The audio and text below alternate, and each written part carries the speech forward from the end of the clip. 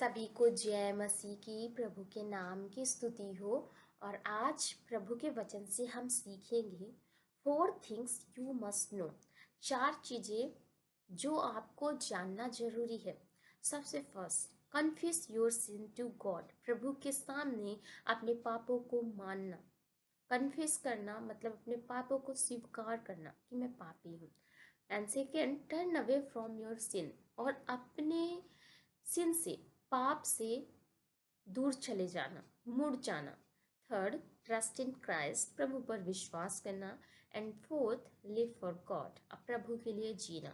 तो चलिए स्टार्ट करते हैं, एक एक से एक एक चीजों को देखते हैं। फर्स्ट है, because you have broken God's law, you have sin like everyone else. इसमें ऐसा है कि आपने प्रभु के लॉ, कानून को तोड़ा है। जो प्रभु ने नियम दिए थे आपने तोड़ा है, और आप पापी हो जैसे सब पापी हैं। प्रभु ने इजराइलियों को नियम दिया था सबसे पहले कि मूर्ति पूजा नहीं करना, और आज्ञा पालन के विषय में बहुत सारी बातें बोली थी, लेकिन इजराइलियों ने प्रभु के नियम को तोड़ा, जिससे उनके कारण सारा संसार पापी ठहरा, और हम सब अब पापी हैं, और हमें सबको एक उद्धारकर्ता की जरूरत है। ओके, सो फर्स्ट है, everyone who sins breaks the law of God. ये 1 जॉन 3 वर्स 4। इट मीन्स, ये पहला यूहन्ना 3 का 4 वचन ऐसा कहता है कि सभी ने परमेश्वर के नियम को तोड़ा है और सभी पापी हैं। तो आपको ये मानने की आवश्यकता है कि हम पापी हैं और हमें एक उद्धारकर्ता की जरूरत है, और हमें पापों की क्षमा की जरूरत है। क्योंकि रोमियो 3 का 20 वचन ऐसा कहता है, no one is righteous, not one. कोई धर्मी नहीं, कोई भी नहीं, एक भी नहीं धर्मी। यानी इस संसार में एक भी व्यक्ति ऐसा नहीं है जो धर्मी हो, यह हमें बाइबल बताती है। And third, all have seen and come short of the glory of God. यानी सबने पाप किया और सब परमेश्वर की महिमा से रहित है, यानी सब परमेश्वर की महिमा से दूर है। ये रोमियो 3 का 30 वचन ऐसा कहता है कि सबने पाप किया और सब परमेश्वर की महिमा से दूर हो गए हैं। एग्जाम्पल के लिए मैंने एक बुक में पढ़ा था कि जिस प्रकार एक टेस्ट कलेक्टर आता है, जैसे एक कुएं का पानी गंदा है, लेकिन टेस्ट कलेक्टर आके थोड़ा सा ट्यूब में कुएं का पानी लेके परीक्षण करेगा कि ये पानी पीने योग्य है नहीं, यदि और उस थोड़े से पानी को टेस्ट करके बता देता है कि ये कुएं का पानी पीने योग्य है कि नहीं। उसी प्रकार परमेश्वर ने भी इज़राइलियों को परीक्षण करने के लिए लिया था, और उनके कारण हम सब पापी ठहरे। जिस प्रकार एक कुएं के पानी को एक टेस्ट कलेक्टर बता देता है कि सारा कुएं का पानी दूषित है, थोड़ा सा पानी लेकर वह बता देगा सारा कुएं का पानी दूषित है, उसी प्रकार उनके पाप करने से सारा संसार, हम सभी पापी हैं, क्योंकि हम सभी प्रभु की आज्ञा को पालन नहीं किया। हमने मूर्ति पूजा किया, हम पराये देवी देवताओं को माने, हमने परमेश्वर के आज्ञा को तोड़ा, झूठ बोला, तो हम सभी पापी हैं। हमें ये एक्सेप्ट करने की जरूरत है। तो हमें इन सच्चाइयों को जानना चाहिए कि इस संसार में कोई एक भी धर्मी व्यक्ति नहीं है। नेक्स्ट, सेकेंड है, you need to be saved from your sin. आपको अपने पाप से बचने की जरूरत है।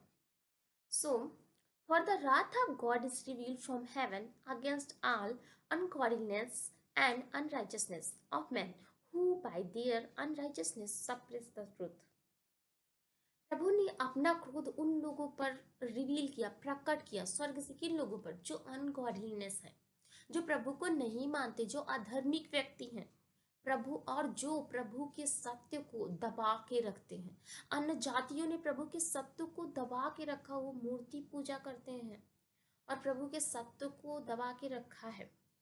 तो ये वचन हमें रोमियो 1 का 18 वचन ऐसा कहता है कि प्रभु का क्रोध उन लोगों पर प्रकट होगा। एंड सेकेंड है, just as people are destined to die once and after that to face judgment. Hebrews 9 का 27। आप ये वचन से काफ़ी वाकिफ होंगे। 9:27, इब्रानी 9:27 ऐसा कहता है कि मनुष्य का एक बार मरना और पाप का होना निश्चय है। तो आपको ये जानने की कोशिश करना है कि मनुष्य का एक बार मरना, यानी मनुष्य को एक बार जीवन मिला है, मैंने अपनी पहले वीडियो में ये बताया है, और उसके बाद उसका न्याय होगा। तो आपको ये सत्य जानना है कि मरने के बाद दो जगह है, हेवन एंड हेल। तो हमारा दो जगह में चुनाव होना है, हमें एक उद्धारकर्ता की जरूरत है। यदि हम अपने उद्धारकर्ता को मानते हैं, यदि हम प्रभु यीशु मसीह में विश्वास करते हैं, तो उसके कारण हम बच जाएंगे और हम स्वर्ग जाएंगे। Okay, next, just as people are destined to die once and after that to face judgment, यानी मनुष्य का एक बार मरना और पाप का होना निश्चित, न्याय का होना तय है। कि थर्ड है, the wages of sin is death, यदि किसी जन ने पाप किया है तो उसकी सजा मृत्यु है जो उसको मिलेगी। रोमन्स 6:23, यानी 6:23 वचन ऐसा कहता है, पाप की मजदूरी मृत्यु है। Third, you can not save your self. Third जो पॉइंट है जो आपको जानना जरूरी है वो ऐसा है कि आप अपने से खुद का बचाव नहीं कर सकते। You can not save your self. First, for it is by grace you have been saved through faith, and this is not from yourselves. It is the gift of God, not by works, so that no one can boast.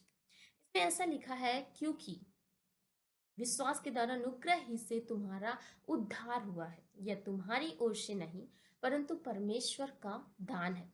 Not by work so that no one can boast. ये हमारे कामों से नहीं मिला, तो हम बड़ी बड़ी डींगे नहीं मार सकते कि हमने खुद से अपना उद्धार कराया। ये इफिसियो 2:8 और 9 ऐसा कहता है कि ये प्रभु की दया थी, प्रभु ने हमें उद्धार दिया। जिस जिस चीज के लिए हम डिजर्व नहीं करते थे, हम प्रभु की दया के योग्य नहीं थे, हमने पाप किया था, लेकिन प्रभु ने हमें उस दया को दिया। It is a gift of God, ये प्रभु का उपहार है, उद्धार प्रभु का उपहार है। और एक वचन है जो ऐसा कहता है, प्रेरितों 4:12 की में कि मनुष्यों और पृथ्वी के बीच में स्वर्ग और मनुष्यों के बीच में ऐसा कोई दूसरा नाम नहीं जिसके द्वारा हम उद्धार पाए। तो आपको ये जानना जरूरी है कि केवल प्रभु यीशु मसीह ही है जो हमें बचा सकते हैं, और प्रभु यीशु मसीह ही के द्वारा हम उद्धार पा सकते हैं। And second, Jesus answered, I am the way and the truth and the life. No one comes to the Father except through me. इसमें प्रभु ने अपने आप को बताया है कि मार्ग, सत्य और जीवन मैं हूँ, और बिना मेरे पिता के पास कोई पहुंच नहीं सकता। प्रभु एकमात्र स्वर्ग का रास्ता है। मैंने अपनी पिछली वीडियो में ये बताया है कि एक ही परमेश्वर है और एक ही बिचवई जो प्रभु यीशु मसीह पिता से हमारा मध्यस्थता कराते हैं, वही हमारा परमेश्वर है। एंड थर्ड है, we know that a person is not justified by works of the law but by faith in Jesus Christ.